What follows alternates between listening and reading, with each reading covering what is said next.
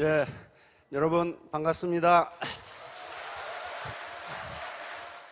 많은 이 학자들이 현대 사회의 특징을 여러 가지로 얘기하는데요.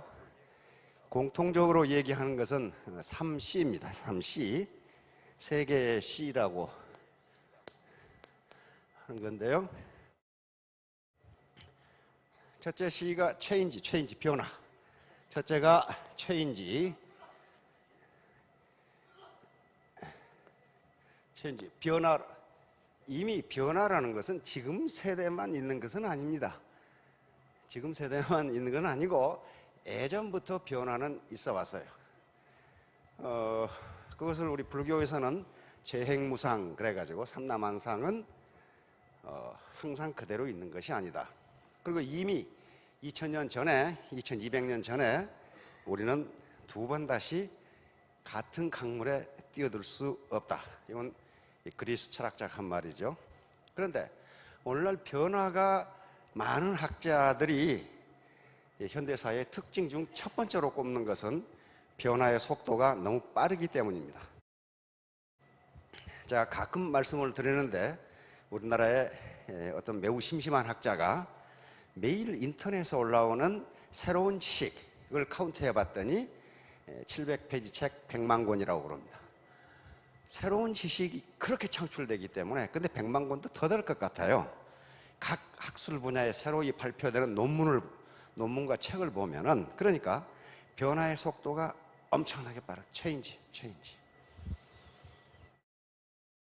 두 번째 C는 경쟁입니다. 컴피티션, 경쟁. 어떤 분야든지 경쟁이 아주 치열하게 이루어져요. 경쟁 치열하게. 그러니까 과거처럼 무주공산인 이런 브루오션은 없다는 거죠. 세 번째는 고객입니다. 고객, 커스터머. 즉 과거에는 공급자 중심의 경제였다면 지금은 수요자 중심의 경제예요. 내가 똑똑해가지고 되는 게 아니라 나를 수요자, 고객이 받아줘야 된다. 아무튼 변화는 꿈이 있어야 변화가 가능하다는 거예요. 자, 제가 오늘 하려고 하는 얘기는 동심동덕이라고 하는 건데요. 같을 종자 마음심자니까 같은 마음이죠. One heart 영어로 하면. 동심동덕, 같은 덕인데 덕은 여기서 행동을 의미합니다. 그러니까 one practice, 즉 같은 마음, 같은 행동이에요. 어느 한쪽 마음만 가지고도 안 되고 두 마음이 맞아야 동심이 돼야 되고, 동덕, 다시 말하면 그 나타나는 행동이 같지 않으면 결과도 없어요. 자, 그러면 이것과 오늘 얘기하고 무슨 관계가 있는지 한번 보도록 하겠습니다. 자본과 소득. 자, 지금 자본 문제를 가지고 이제 앞으로 계속 이야기하겠다고 그랬어요. 우리가 돈이 없는 것, 쉽게 이야기해서 돈이 없는 거예요. 경제적으로 자유를 얻지 못하는 것은 자본이 없기 때문입니다. 지금 이 자본이라는 놈이 있는데요. 토지 또는 자본, 노동을 생산의 3대 요소라고 그럽니다. 저 세 가지 중에 어느 하나만 없어도 생산이 이루어지지가 않아요. 이 강당을 한번 생각해 봅시다. 여러분들이 우리가 지금 강의를 듣고 하고 앉아 계시는데 요 스페이스가 토지예요. 토지 위에 앉아 있는 게, 공중에 떠 있는 분 안 계시잖아요. 공중에 떠 계시는 분도 토지 위에 떠 있다고 이야기합니다. 그 다음에 노동. 저는 노동으로 지금 강의를 하고 있고 여러분들이 여기까지 오셔서 귀로 듣고 계시다면 이거 노동은 명확해요. 자본은 무엇이냐 하면은, 자본은 인간이 만들어낸 생산수단을 자본이라고 그럽니다. 그러니까 노동과 자본이 결합하면 거기서 생산이 나와요. 생산이 나오는데 자본의 집약도, 다시 말하면 자본의 기술 집약도나 고도화가 되면 될수록 생산이 더 많이 나옵니다. 즉 생산성이 높아진다고 이야기합니다. 인간이 만들어낸 생산수단이니까 이 마이크가 자본이에요. 이 칠판이 자본이고 에어컨이 자본이고 이 전등이 자본이에요. 가만히 보세요. 제가 이 마이크라는 자본과 저 인간 이모라는 노동이 결합되면 생산이 더 많이 나와요. 무슨 말이냐면 이렇게 강의하면 안 자본과 결합하면 생산성이 높아져요. 여러분들이 앉아 계시는 의자와 탁자는 전부 자본이에요. 이 자본이 없이 땅바닥에 앉아서도 강의를 들으실 수가 있다고요. 있는데 그것보다는 의자에 앉아서 들으시는 것이 생산성이 높다고요. 땅바닥에 앉히면 이 중에 절반은 아마 가실 거예요. 에이씨. 왜? 생산성이 떨어져. 힘들고 노동이 힘들어져요. 그러므로 오늘날 자본이라는 것은 어떻게 정의를 하느냐 하면은 인간이 만들어낸 생산수단. 그래서 노동과 자본이 결합하면 생산물이 나오고 자본을 많이 가진 자가 부자가 된다, 이렇게 되는 거예요. 이제 이게 지금 세계적으로 문제가 되는 것이 피케티라고 하는 프랑스 파리 경제대학의 젊은 경제학 교수가 지금 42살, 우리 나이로 한 43살 되는 아주 젊은 경제학자인데, 요 21세기 자본론이라고 하는 책을 펴내면서 이것이 전 세계적으로 지금 센세이션을 일으키고 있습니다. 특히 미국에서 이것이 영어판으로 나오면서 지금 수백만 부가 팔리고 있어요. 그런데 이 책을 우리나라는 아직 번역이 워낙 책이 방대하니까 지금 번역을 시작해서 올 가을에 번역이 끝난답니다. 이게 바로 이 책이에요. 이 책, Capital in the 21세기 자본론이라고 하는 책인데, 이렇게 방대한 경제학 서적이 미국 국민들이 그렇게 많이 사보는 이유가 미국 국민들이 학력이 높아서 그런 것이 아니라 관심이 많아서 그래요. 무슨 책이 말이죠, 베스트셀러가 된다는 것은 현재 그 사회가 그런 문제가 있다는 걸 이야기합니다. 바로 이게 지금 문제가 되는 게 뭐냐면요, 지금까지 자본주의 이론은 요겁니다. 쿠지네트 교수가 얘기한 경제개발 초기에는 불평등도입니다. 소득 불평등도가 심해지다가 일정 수준의 경제개발이 되면, 즉 국민소득이 일정 수준에 올라가면 불평등도가 떨어진다. 그래서 모든 국민이 골고루 잘 살게 된다. 지금까지 이것이 자본주의 경제에서 통용되는, 공통적으로 받아들여지는 이론입니다. 그런데 피케티라는 젊은 교수가 나타나서 Capital in the 21st century, 21세기 자본론이라는 책에서, 바로 저 책이죠, 책에서 그렇지 않다예요. 그렇지 않다. 자본을 가진 자와 자본을 갖지 못한 자의 소득 격차는 앞으로 더 벌어질 것이다. 그런데 그 속도가 어떻게 되느냐, 자본을 가진 자가, 즉 자본이 돈을 버는 속도가 노동이 돈을 버는 속도보다 4배 내지 5배다. 그래서 이 책이 나오니까 미국에서는 이제 야단, 학자들 간에 요 두 분은 피케티 주장이 맞다. 그리고 이 두 분은 계산을 잘못한 것 같다, 이렇게 이야기하고, 이분은 참 엄청난 데이터를 분석했는데 정책 대안이 미흡하다, 그 정도 얘기했어요. 마르크스의 자본론에는 자본주의가 발전하면 발전할수록 자본 이익률이 0으로 떨어져서 자본가는 점점 노동자를 착취하게 되고, 그러면 폭동이 일어나서 자본주의는 종말을 구하고 사회주의로 간다. 그게 마르크스의 자본론이에요. 그런데 썸머스는 마르크스 이론은 틀렸다. 자본의 생산성, 자본의 이익률은 떨어지지 않는다입니다. 그러니까 바로 이런 파이낸셜 타임스는 피케티의 이론이 오류가 있는 것 같다. 그러나 영국의 이코노미스트는 피케티 이론이 맞다, 이렇게 나온 거예요. 피케티의 주장은 간단합니다. 이 700페이지라는 책인데 간단해요. 자본이 돈을 버는 속도가 노동이 돈을 버는 속도보다 빠르기 때문에 자본을 가진 자는 점점 부자가 되고 노동만 가진 자는 점점 가난뱅이가 될 것이다 하는 게 피케티의 결론이에요. 그러면 어떻게 할 것인가? 우리는 자본을 갖는 수밖에는 없다는 거예요. 2011년 영국에서 폭동이 일어났죠. 영국이 자본주의 종주국입니다. 그런데 폭동이 일어났어요. 빈익빈 부익부. 미국 월가입니다. 세계 금융 중심이죠. 99% 1%. 우리는 99%에 해당하는 가난뱅이다. 이 책에도 1%의 소득이 어떻게 늘어나는가를 분석해놨어요. 점점점 커져요. 1%가 가지고 있는 재산이 점점 많아져. 99%가 가지고 있는 재산이 점점 떨어져. 비중이 떨어진단 말이에요. 비중이. 그러니까 지금 미국에서 이런 데모가 일어납니다. 자본을 가진 자와 못 가진 자가 대결하면 어떻게 되냐. 요 놈이 자본을 가진 자고 못 가진 놈이야. 어떻게 이기냐 말이에요. 요놈하고 요놈하고 해가지고 이겼냐 이 말이야. 자본을 가진 사람은 아버지를 캐딜락에 태우고 달려. 근데 요놈은 두 아버지 어머니를 리아카에 싣고 목에다 줄을 걸고 달리려고 그래. 아버지 어머니한테 물려받은 게 리아카밖에 없어. 이제 문제는 여기 젊은 분들도 계시지만은 나이 지긋하신 실버 세대가 계십니다. 요즘 뉴스에 계속 나와요. 이게 계속 나와요. 우리가 OECD 국가 아니에요. OECD 국가 중에서 노인층 소득 수준이 한국이 꼴찌에서 2번. 여기 계신 어르신들 주머니가 조금 썰썰하죠? 실질 은퇴 연령, 이것은 직장을 그만두는 연령이 아니고 우리 국민들이 평균적으로 몇 세까지 일을 해야 먹고 사느냐 하는 거예요. 우리나라가 세계 2번째, 71.1세까지 일하지 않으면 먹고 살 수가 없다. 평균 은퇴 연령, 직장에서 그만두는 연령이 53세인데 직장에서 그만두고 18년을 더 일해야 호구지책을 마련할 수 있다는 겁니다. 우리나라보다 조금 높은 나라가 멕시코인데, 멕시코는 농업국가니까 그렇다고 치고 세계 최고로 일을 많이 하는 국가가 대한민국입니다. 조나단 보로브스키라고 하는 미국의 저명한 조각가입니다. 화곡동에 가면 요 조각이 있어요. 화곡동. 서울 화곡동. 전 세계 다 있어요. 파리에도 있고 뉴욕에도 있고 런던에도 있고. 이 양반은 거대 조각을 하는 분입니다.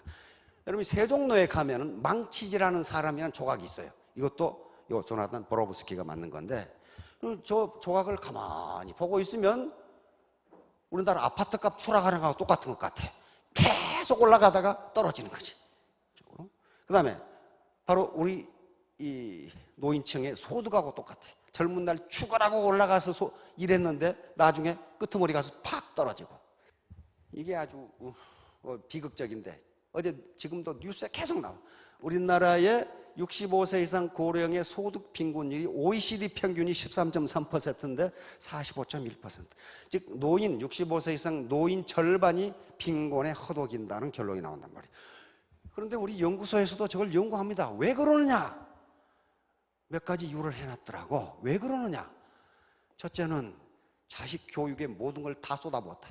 다 쏟아붓고 자식이 장성해서 보니까 남는 것은 이제 빈 지갑밖에 안 남았다.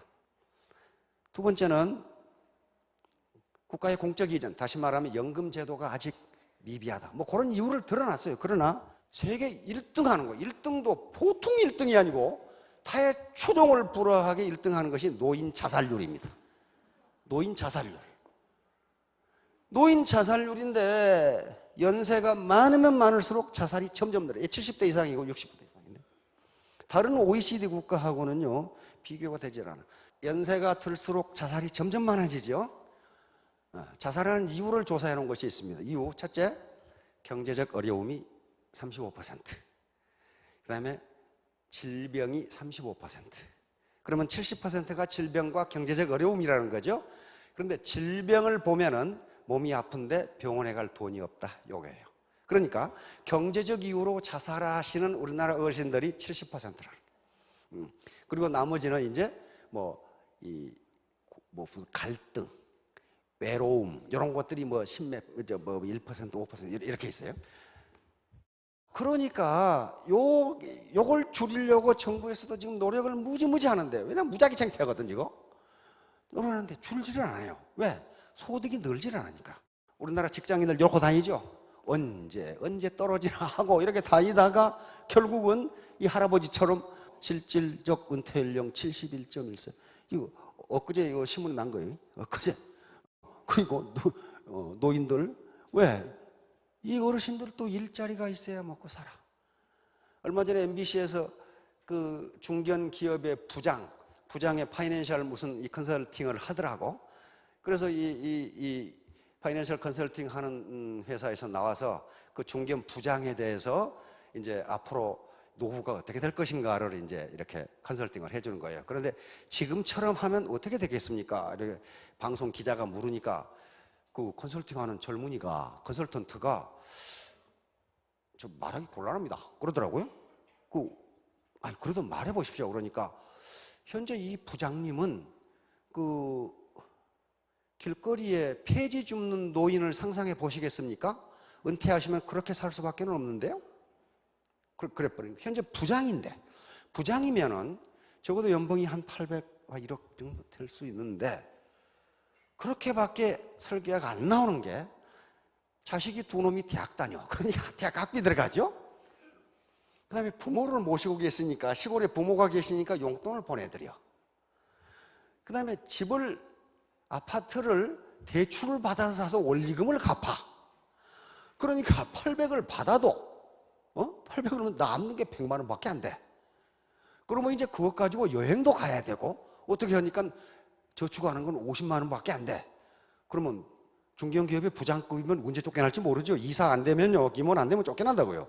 그러니까 이 컨설턴트가 미안하지만은 현재 상태로 사시면 길거리에 폐지 줍는 노인을 상상해 보십시오. 부장님은 그렇게 사실 수밖에 없네요. 그래 버린단 말이에요.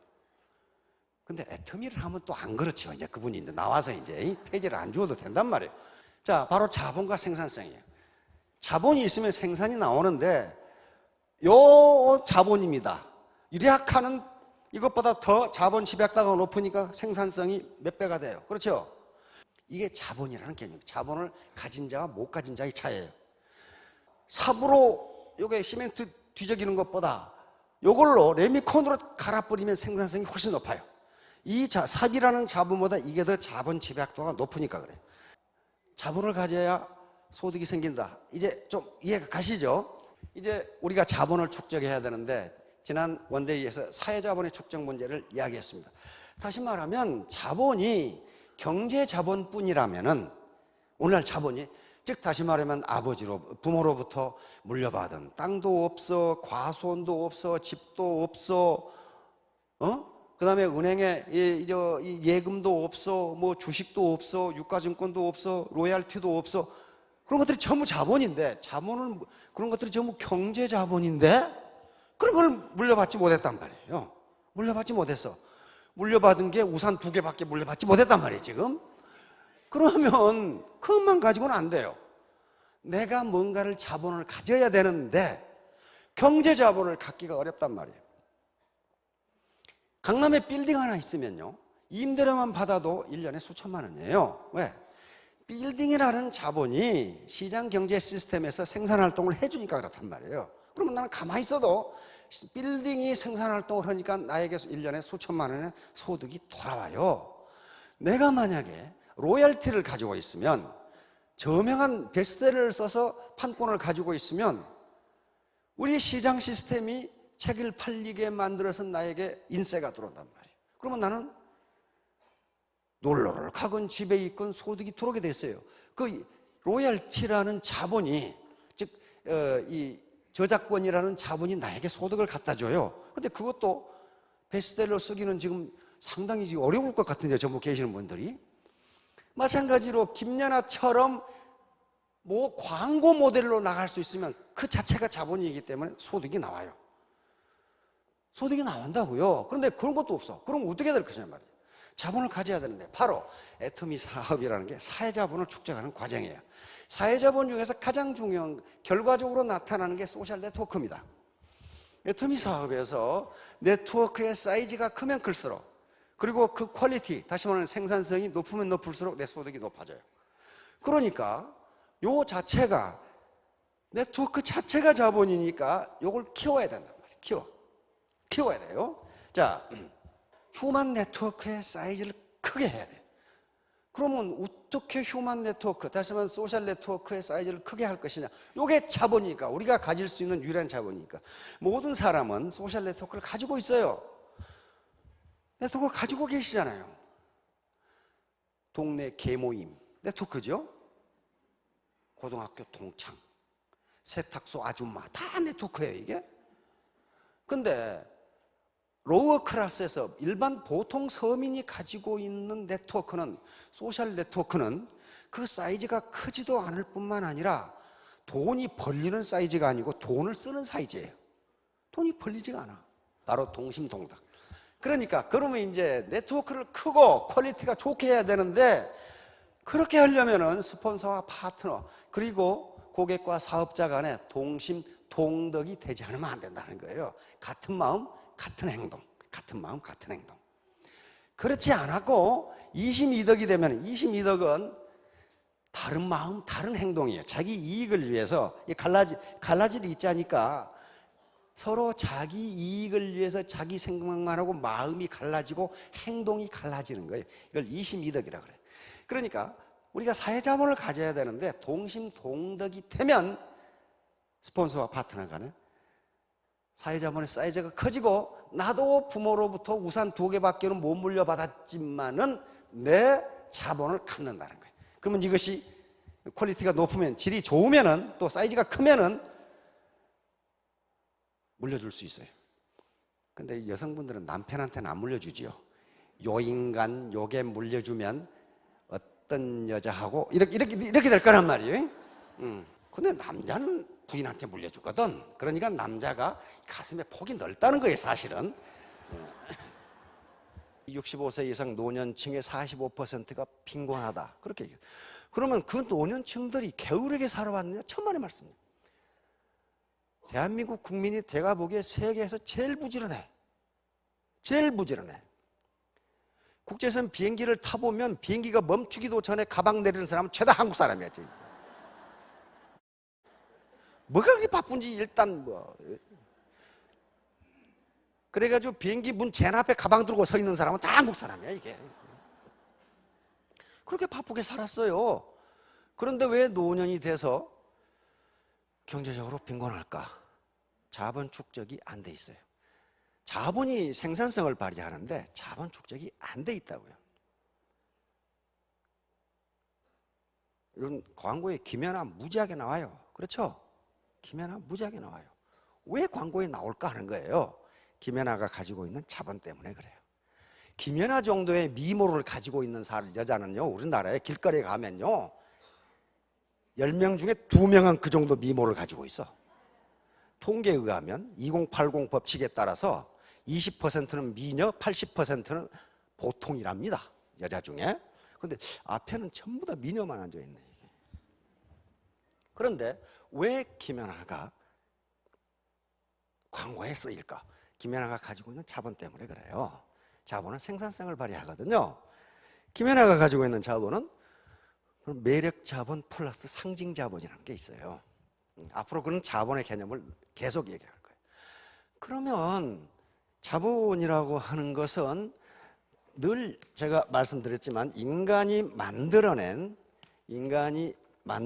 생산수단이에요. 생산수단. 그러니까 생산수단이니까 요걸 가지고 생산을 한다는 거거든요. 생산을 한다. 내가 가난하게 태어난 것은 내 잘못이 아니다. 그러나 내가 가난하게 늙는 것은 당신 잘못이다. 당신 잘못이다. 왜? 자본을 가질 수 있는 기회가 많은데 그렇게 하지 않았다는 거예요. 그러면 과거 농경시대나 산업화 초기에는 경제자본이 자본의 거의 전부였어요. 그런데 다행히도 우리는 그런 시대를 넘어서 이제 지식정보화 시대, 우리 정부에서는 창조경제 시대로 가고 있어요. 그러면 이 시대에 자본의 개념이 굉장히 광범위하고 그 중에 하나만 가져도 높은 고소득을 올릴 수가 있어요. 우리 애터미 사업에서 가장 먼저 생각할 자본이 무엇이냐 하면은 바로 사회자본. 네트워크 자체가 바로 네트워크 자체, 이걸 연결망이라고 그럽니다. 연결망, 사회적 연결망이 자본이다. 왜? 이 사회적 연결망이 소득을 창출해 주니까 그래요. 자, 우리 애터미 사업에서도 우리 이 로얄 클럽이 있는데요. 굉장히 큰 나를 중심으로 해서 엄청나게 큰 뭘 가지고 있어요? 연결망을 가지고 있어요. 네트워크를 가지고 있어요.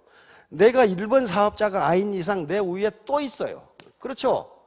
이쪽으로 이렇게 간다고요. 이게 나라면 이 연결망 자체가 자본이라니까요. 캐피탈이에요. 이걸 사회자본이라고 그럽니다. 사회자본. 그러니까 애터미 사업을 하건 안 하건, 다른 사업을 하건, 세탁소를 하건 뭘 하건 간에 이 사회적 연결망, 네트워크가 크고 퀄리티가 높으면 소득이 높아져요. 소득이 높아져요. 자기 밑에 2사람밖에 없다. 이 사람이 어떻게 월천댁이 되겠냐 말이에요. 그건 자답게도 안 돼요. 그런데 이게 자본이기 때문에, 네트워크가 자본이기 때문에 자녀에게 상속할 수 있어요. 왜? 우리는 자본주의 경제니까. 자본을 개인이 가질 수 있으니까 상속할 수가 있다고요. 그러면 어떻게 되나? 상속을 받은 자녀는 태어날 때부터 월천댁이야. 태어날 때부터 월천댁. 그렇게 된다니까. 아무것도 물려받은 것이 없어도 이 추상적인 네트워크를 키우면 거기서 소득이 나와요. 소득이 나온다고요. 그래서 이 추상적인 네트워크를, 즉 휴먼 네트워크, 인간 연결망을 키우는 방법이 무엇이냐 하는 걸 찾는 그 중에 하나가 동심동덕이라는 거예요. 스폰서와 그리고 파트너가 동심, 같은 마음으로, 동덕, 덕은 행동이라고 했습니다. 같은 마음으로 같은 행동을 하면 네트워크 사이즈가 커지고 퀄리티가 높아진다면, 질이 좋아져요. 그러면 그 네트워크는 생산성이 좋아집니다. 생산성이 좋아지면 곧 자기 소득이 올라간다. 소득이 올라가요. 그런데 가만히 있는데 그렇게 되나? 천만의 말씀이에요. 그렇게 되는 법이 없어요. 땀을 흘려야 돼요. 땀을 흘려야 되고, 맨 처음에 제가 얘기했듯이 우리는 나보다 스마트하다. The many are smarter than the few. 다수는 소수보다 스마트하다. 이게 집단지성이에요. 집단지성. 집단지성, 어떠한 개별지성도 집단지성을 능가할 수가 없어요. 그러니까 애터미 사업자들이 돈을 버는 것은 집단지성의 결과이지 자기가 똑똑해서 버는 게 아니에요.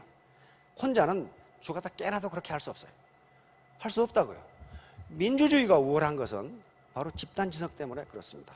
독재국가 치고 제대로 된 나라가 하나도 없어요.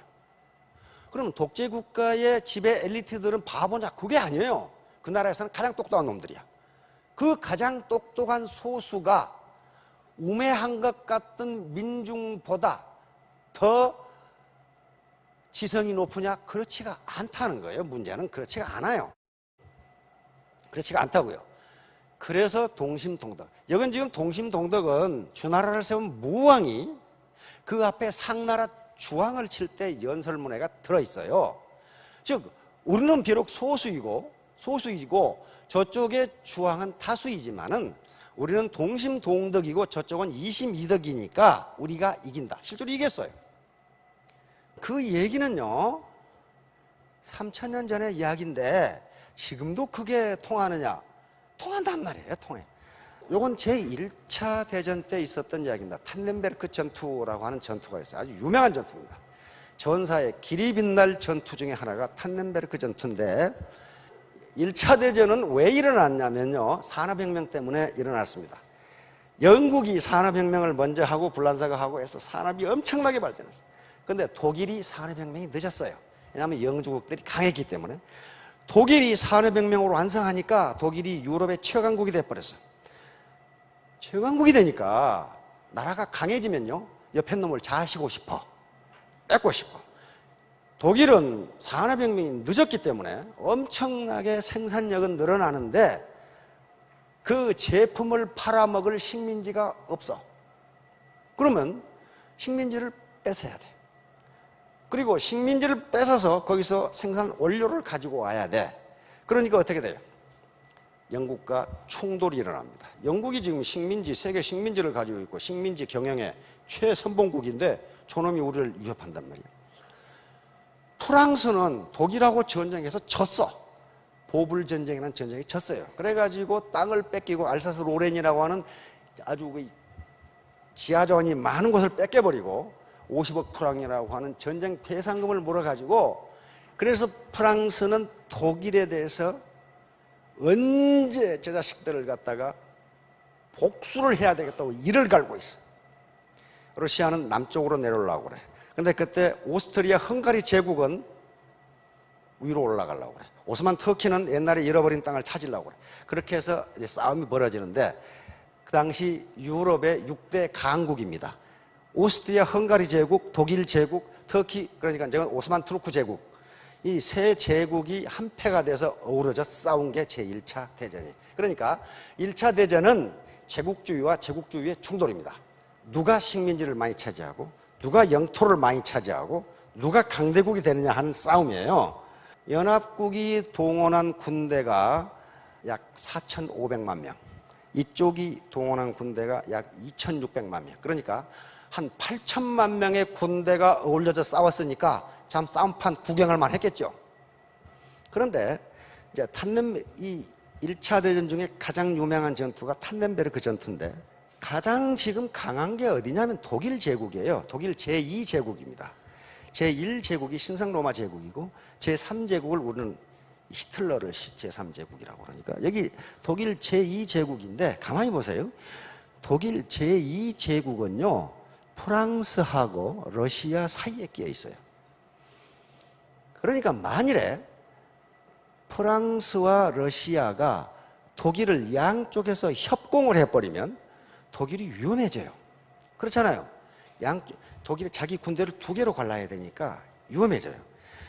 그러니까 독일의 작전 계획은 신속하게 프랑스를 격파해서 점령해버리고 그 다음 서부전선의 군대를 이쪽 동부로 보내서 러시아를 제압한다. 이게 작전 계획이었어요. 왜냐하면 러시아는 땅덩어리가 어마어마하게 크고 그 다음에 도로망, 철도망이 발달되어 있지 않아가지고 전쟁이 나면 총동원령이 선포가 되는데 동원 속도가 느릴 것이다. 그러면 러시아가 동원되기 전에 신속하게 프랑스를 격파해서 파리를 점령해버리고 군대를 동부전선으로 돌려서 러시아를 격파한다. 이게 독일의 작전 계획이었어요. 그런데 독일이 이쪽에 벨기에를 쳤어요. 쳐서 점령하고 프랑스로 파리로 진격을 시작하니까 프랑스가 급해가지고 러시아 황제에게, 니콜라이 2세에게 빨리 동원해서 오른쪽을 치라고 그랬어요. 그럼 협공을 하면은 독일이 파리로 못 오잖아요. 그러니까 러시아가 신속하게 동원합니다. 2주 만에 한 집단군을 동원해서 독일 국경으로 이동하기 시작해요. 북서 집단군, 찌린스키 장군이 지휘하는 북서 집단군이 이쪽으로 오는 거예요. 그러니까 독일이 허를 찌른 거예요. 이쪽에 동부전선을 막고 있는 독일의 군단은 독일 제8군, 프린트비츠라고 하는 프린트비츠 장군이 지휘하는 독일 8군밖에 없어. 그런데 이쪽으로 일개 집단군이 내려오는 거예요. 집단군 제1군과 2군이 내려와. 근데 독일, 러시아군 제1군이 20만, 그 다음에 제2군이 20만, 약 40만의 군대가 독일 국경으로 진격을 시작한 거예요. 독일은 8군밖에 없는데. 그러니까 러시아군은 당시 30개 사단에, 30개 보병 사단에 8개 기병 사단이 침공을 시작한 거예요. 그런데 그걸 막고 있는 독일군은 11개 보병 사단에 1개 기병 사단밖에 없어. 그러니까 보병은 병력이 3대1, 기병은 8대1밖에 안 돼요. 그러니까 이게 큰일 났잖아요, 이거. 이놈들이 이렇게 빨리 동원해가지고 올 줄을 몰랐어. 독일군이 여기가 있는데 이쪽으로 지금 1개 집단군, 2개 군이 지금 진격을 시작한 거예요.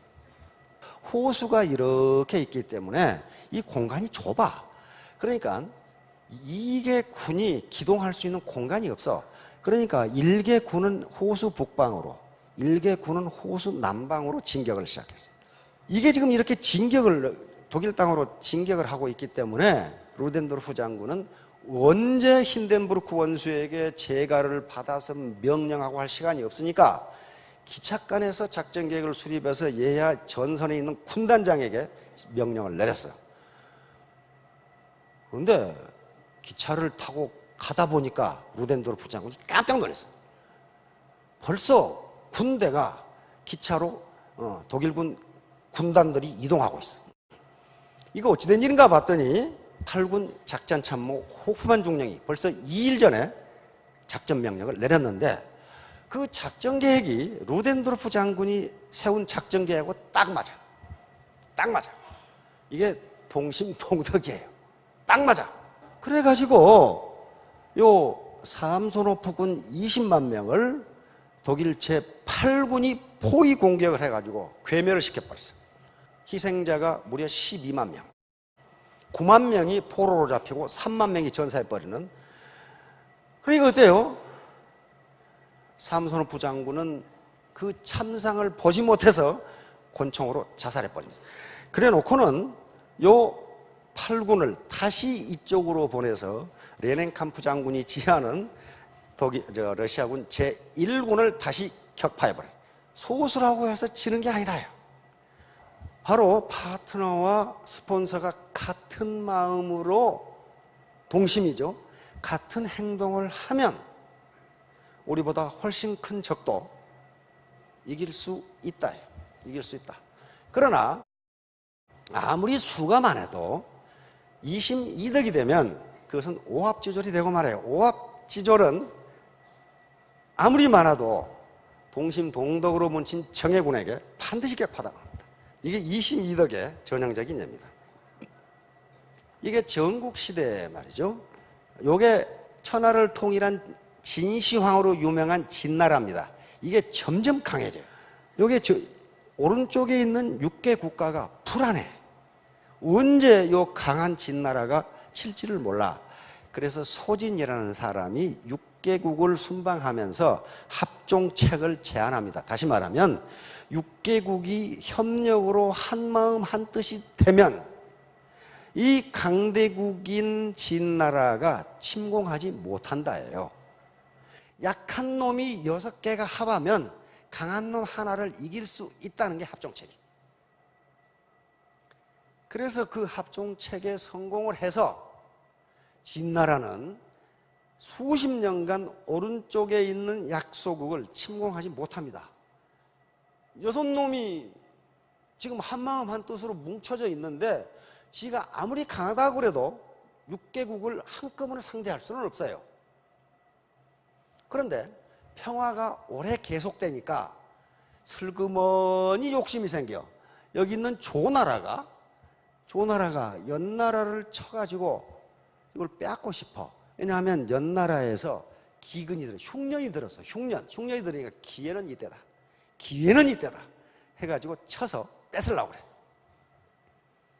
연나라에서 생각하면 이제 큰일 났어. 그러니까 소대라는 사람, 소진의 동생이 보내가지고 조나라 임금을 좀 설득해달라는 거야. 여기에 어부지리라는 말이 나옵니다. 어떻게 설득을 했냐면은 폐하, 침공하지 마십시오. 그렇게 안 하고, 폐하, 제가 폐하를 아련하려고 오다가 호숫가를 지나는데 큰 대합 조개가 햇빛을 쬐이려고 모래밭에 나와 있었습니다. 그런데 이때 도요새라는 놈이 조개 알맹이를 빼먹으려고 콕 쪼았는데 대합 조개가 깜짝 놀래가지고 아가리를 확 닫아버렸습니다. 그랬더니 도요새의 주둥이가 여기 끼어가지고 아가리에 끼어가지고 둘이 서로 물고 있는 형상이 됐습니다. 도요새가 말하기를 조개 너 이놈아 3일만 비가 안 오면 너는 죽는다. 이렇게 말하니까 조개가 내 이놈아 3일만 물고 있으면 너는 굶어 죽는다. 그래가지고 서로 놓지 않고 물고 있다가 마침 그 옆을 지나가던 어부가 둘 다 망태에 넣고 가버렸습니다. 이렇게 설명을 했어요. 그 말은 조나라가 연나라하고 싸워서 이전 투구를 하고 있으면 옆에 진나라가 낼름 집어먹으면 그만입니다. 그 뜻이에요. 이와 같이 22덕인 경우에는 둘 다 망합니다. 둘 다. 양보를 안 해. 조개 너 이놈 3일만 비가 안 오면 너는 죽어. 그러니까 도요새 너 이놈 3일 굶으면 너는 죽어. 그러고 있다가 두 놈 다 죽었다. 지금 그 얘기예요. 지금 태도. 여기서 무슨 학력이라든가 경력이라든가 IQ라든가 이걸 요구하는 게 아니고 동심동덕, 같은 마음 같은 행동이라는 게 태도예요. 애티튜드, 태도입니다. 태도. 내가 어떤 정신 자세를 가지고 사업에 임하느냐, 어떤 정신 자세를 가지고 스폰서를 대하고 파트너를 대하느냐, 요거란 말이에요. 그러니까 태도, 나쁜 태도는 펑크난 타이어와 같다. 펑크난 타이어 가지고는 아무 데도 못 가요. 이걸 갈아 끼워야 됩니다. 나쁜 태도라는 게 부정적인 태도, 교만, 불통, 핑계, 게으름, 비도덕적인 행동, 이런 것들이 나쁜 태도예요. 그러니까 애터미 사업에서 성공하는 게 무슨 대단한 학력이나 경력을 필요로 한 게 아니고 이 태도만 있으면 된다. 지그지글러라고 하는 유명한 성공학 강사입니다. 미국에. 당신은 인생에 맞게 상황을 조정할 수는 없어요. 지금 지식정보화 시대, 창조 시대를 바꿀 수는 없습니다. 그렇게 바꿀 수는 없어요. 또 아버지로부터, 부모로부터 경제자본을 물려받지 못했는데 그 상황을 바꿀 수는 없어요. 이미 아버지는 지금 연로하시고 부모는 연로하시고 내가 만들어야 되는데, 그러나 상황에 맞게 당신의 태도를 바꿀 수는 있습니다. 태도를 조정할 수 있습니다. 바로 청춘은 20세, 80세, 이건 생물학적인 나이가 아니고 배우려고 하느냐 안 배우려고 하느냐, 그것에 따라서 달라진 헨리 포드예요. 자, 애티튜드, 영어 알파벳 순서로 합해 놓으면 100점이 되는데 A는 ability, 자신의 능력입니다. 능력이 1%도 없다, 그런 인간은 세상에 없어요. 1%는 있어요. 나머지는 전부 뭐하고 관계되느냐, 태도하고 관계됩니다. 내 정신 자세.